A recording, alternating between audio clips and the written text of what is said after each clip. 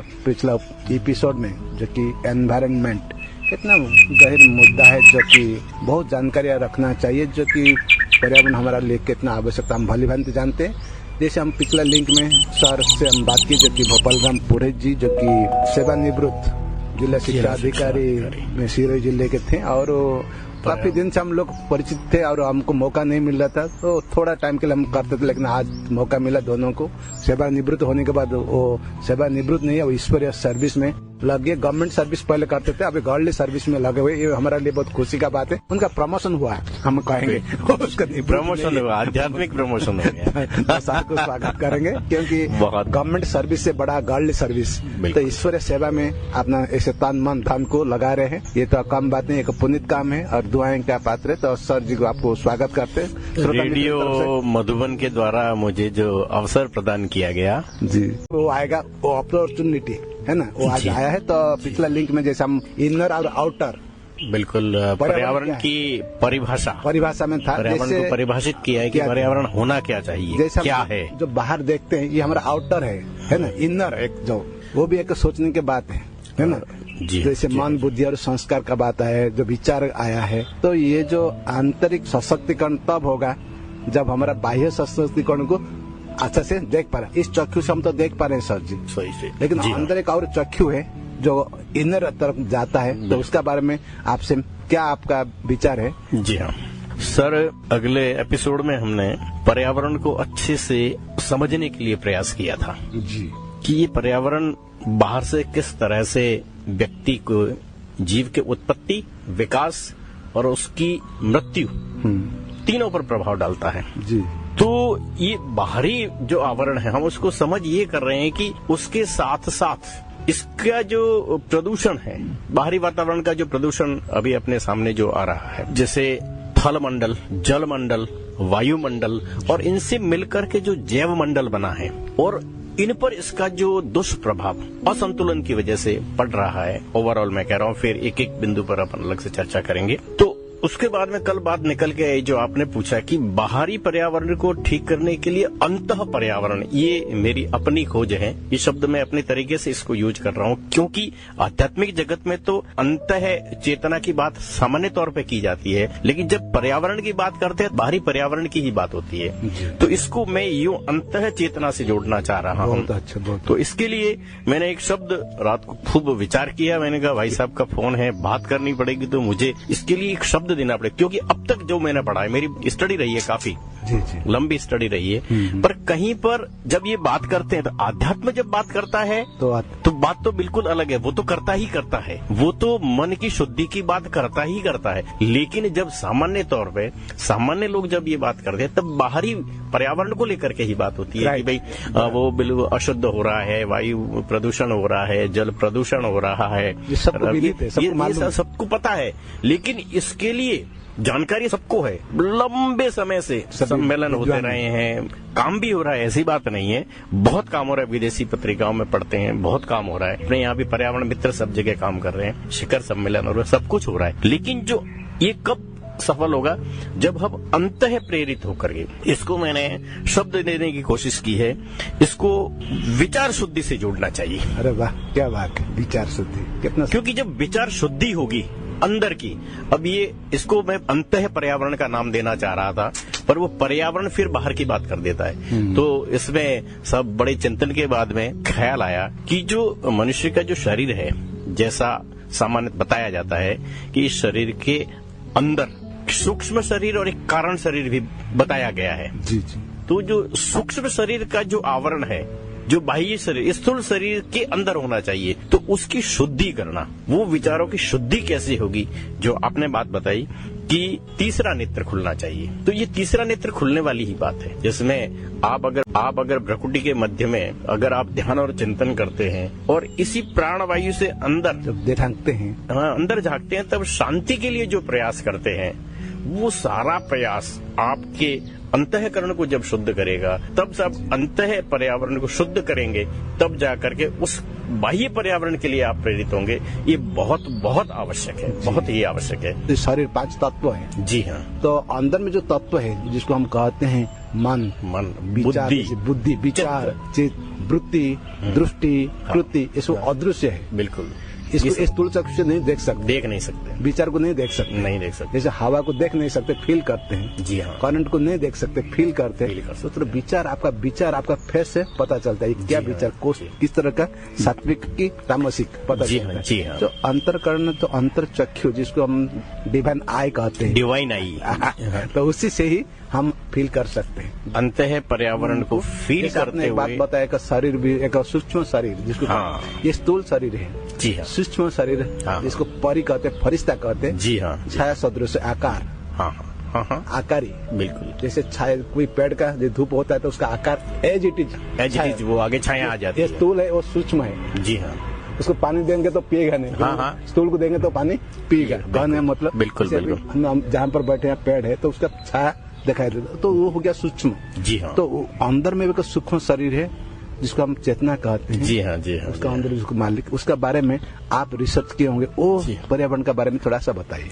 जी, जो अंतः चेतना है, आप अब ये अंतः पर्यावरण इसको कह दिया। जी जी, अब अंतः चेतना को जगाना शांति के लिए, जब ये सब कुछ करेंगे तो निश्चित रूप से आपकी जो वायु है, प्राण वायु, वो शरीर में जाकर के अंदर के जब विचार शुद्धि करेगा, विचार शुद्धि के बाद में वह बाह्य कर्म के लिए प्रेरित करेगा, क्योंकि उस व्यक्ति का व्यक्तित्व इस बाहरी वातावरण को शुद्ध करने के लिए स्वतः प्रेरित हो जाएगा। और इसकी हम सबको आवश्यकता है। जी जी, हम सभी को।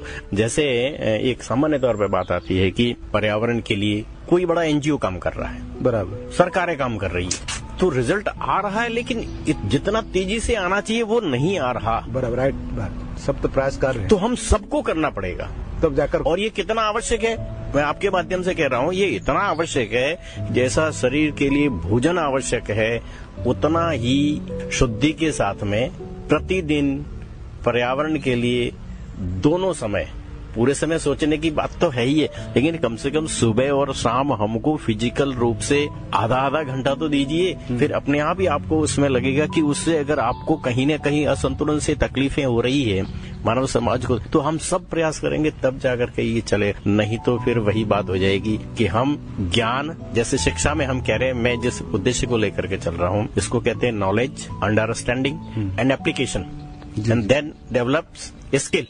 तो जहाँ पर ज्ञान है, ज्ञान तो हो जाता है, बात हो जाती है, लेकिन अब समझ विकसित हो गई है आप सबकी, क्योंकि ये हमारे ऊपर दुष्प्रभाव डाल रहा है। जी जी, तो अब उसका एप्लीकेशन फील्ड में होना चाहिए, वो आप और हम सब मिल करके करेंगे। कोई एक संस्था, एक व्यक्ति नहीं कर पाएगा, तो उसके लिए हमको समय देना पड़ेगा और उस पर काम करना पड़ेगा। प्रतिदिन आपको काम करना पड़ेगा। जिस तरह से 2 समय भोजन कर रहे हैं, आपको 2 समय कम से कम निकाल करके प्रकृति का काम करेंगे। निश्चित रूप से उस प्रदूषण को हटाने का जितना भी, जैसा भी आपका प्रयास हो सकता है वो करेंगे, तभी हम इसको, अपने लक्ष्य को प्राप्त कर पाएंगे। अंतरकरण, अंदर में जो जैसे अधंडा निकालने के लिए कौन निकालेगा? खुद। जी आप, हाँ, हम, जी हाँ, जी हाँ, आप और हम निकालेंगे। तो ये भावना, जो भाव निकालने के लिए जो भावना, कौन निकालेगा? सबके पास है, भावना करेंगे, लेकिन निकल नहीं पाते हैं। हाँ, समय नहीं मिलता है। उसका जो दृढ़ता, करेंगे बोल के उसका दृढ़, एक दिन करते फिर बोला अरे कुछ छोड़ो, बिल्कुल दृढ़ विचार होना फिर चाहिए। उसका कुछ पीछे खींचता है। जी हाँ, अंदर में करने के लिए सभी लोग चाहते, सब चाहते होना चाहिए, सब चाहते हैं, लंबे समय से चाहते हैं, क्योंकि हो नहीं पा रहा। मतलब वो थोड़ा दुर्बल, सोच करके सोच थोड़ा डाउन हो चुका है, बैटरी थोड़ा डाउन है। चार्ज करेंगे तो जल्दी हो जाएगा, उसको चार्ज करना पड़ेगा तब जल्दी जल्दी। जैसे आपका मोबाइल में जो चार्ज नहीं होता तो कैसे चार्ज तुरंत करते हैं, तो हमारा विचार में भी चार्जिंग कैसे करेंगे? विचार को नियंत्रण करने वाला विचार हमारा सात्विक को कैसे हो, कहाँ से उत्पन्न होगा? जी हाँ, जैसे आपका अंदर में है। जी हाँ, जी हाँ, जी हाँ। और सभी का पास, आपका जैसे केवली गांव है, केवली गांव सभी लोग तो है, सब चाहते हैं पर्यावरण अच्छा होना, लेकिन आपका जैसे विचार मंथन करेंगे तो जल्दी होगा ना। आगे बढ़ना पड़ेगा, खुद आगे आना पड़ेगा, उनको प्रेरित भी करना पड़ेगा, उनके सामने काम भी करना पड़ेगा। मेरा यही लक्ष्य है। Very good. आप करेंगे तो ही होगा। आपने मंच दिया, हम यहाँ बढ़े तो ही होगा, नहीं तो नहीं होगा। नहीं तो फिर कैसे होगा? वचन में रह जाएगा, कर्म में नहीं आएगा। कर्म होना चाहिए, वचन और कर्म। इसी पर जोर दे रहा हूँ कि काम होना चाहिए, काम होना चाहिए। खूब साहित्य है अपने पास, मैं भी सिखाने का प्रयास कर रहा हूँ। ये चीज एक बार समझ लो और फिर करने लग जाओ। ठीक है। जैसे आपने बताया भाई, कर्म महीने, कर्म योगी है, कर्म भोगी नहीं कर्म योगी, क्योंकि कर्म योगी तब होगा जब हमारा वचन कथन और करनी एक जैसे होना चाहिए। जो कहे उसको करे हम करें हम। तो उसमें करेंगे तो एक्सपर्ट बन जाएंगे उसमें। जी हाँ। Practice makes man perfect. तो हम बन पाएंगे। लेकिन सर जैसे आपने अच्छा बात को रखा, ये ही मेन मुद्दा है। इससे तो बहुत कुछ बनेगा, क्योंकि बाह्य का बारे में प्राय सभी का पास 190% है नॉलेज। जो इनर जो अपना अंतरकरण, वो जो जागरूक, जो मेन मालिक है, जिसका विचार का रचयिता है, जी हाँ, वो कुछ सब कुछ करता है। शरीर तो गाड़ी है, जैसे चलाएंगे तो चला जाएगा, जैसे चलाएंगे उधर जाएगी। चलाने वाला जो शक्ति है, ऊर्जा है, प्राण है, जीवन है, सही दिशा में उसको चलाना है। वो उसको इतना दुर्बल हो चुका है, उसको सबल करना है, उसको ताकतवर बनाएगा तो आपका जैसे विचार, हमारा जैसे विचार हो पाएगा। तो बहुत बहुत धन्यवाद। लेकिन सर ब्रेक का पहले जैसे आपने इनर और आउटर दो शब्द हमको, बाह्य शुद्धिकरण और अंत शुद्धिकरण पर्यावरण को लेकर, जी हाँ, अच्छा विषय फाउंडेशन अच्छा मजबूत होगा, उसका ऊपर हम पिलर देकर और मंजिल बना सकते हैं। इसका ऊपर और क्या ऐसे छूट गया जो कि पर्यावरण का ऊपर में परिभाषा में? सर अब ये बात तो हो गई। अब जैसे परिभाषा में मैंने वो जो बताया था अगले एपिसोड में, जीव की उत्पत्ति, विकास और मृत्यु को प्रभावित करता है पिछले एपिसोड में, जिसमें भौतिक और जैविक शक्तियों से, भौतिक जैसे जल, थल, जितनी भी भौतिक शक्तियां और जैविक शक्तियां हैं, उनसे जीव की उत्पत्ति और विकास प्रभावित होता है। इसका मतलब आप सबका, हमारा मानवता की उत्पत्ति और विकास इससे प्रभावित हो रहा है। ये तो है पर्यावरण। तो ये तो थी इसकी, हमने उसको थोड़ा सा उन शब्दों में कहा। एक सामान्य शब्दों में बताऊं, प्राकृतिक संरचना जिससे पृथ्वी घिरी हुई है उसको हम पर्यावरण कहेंगे। क्या बात। जितनी भी प्राकृतिक संरचना है और जो मनुष्य को प्रभावित कर रही है, चाहे नेगेटिव पॉजिटिव। वो बिल्कुल, वो सही कहा आपने, नकारात्मक भी करता है, सकारात्मक भी करता है। सर जैसे बाढ़ आ गया, बिल्कुल वहीं पर जा रहा है, इम्बैलेंस हो रहा है वो, और इम्बैलेंस होने से ये हमको नुकसान कर रहा है, सभी को नुकसान कर रहा है। जी। तो इसका जो इम्बैलेंस होता है, जैसे पॉजिटिव और नेगेटिव, सकारात्मक, कभी कभी प्रकृति जो पर्यावरण हमको सहयोगी होता है, कभी कभी का विपरीत, बिल्कुल विपरीत होता है ना सर। देखिए, ये अभी जैसे ये अखबार के माध्यम से मैं बता रहा हूँ, हमारे पर्यावरणविद है सुनीता नारायण जी, इन्होंने ये नोट कराया है कि इस वर्ष ही क्लाइमेटिक चेंज की बात है, 2025 का बात, 2025 के अगस्त के महीने में पंजाब में 31 में से 24 दिन भारी और अत्यंत भारी वर्षा हुई। तो जो 204 mm से अत्यधिक भारी बरसात हुई, इसका कारण कई जगह पर बादल विस्फोट हुए।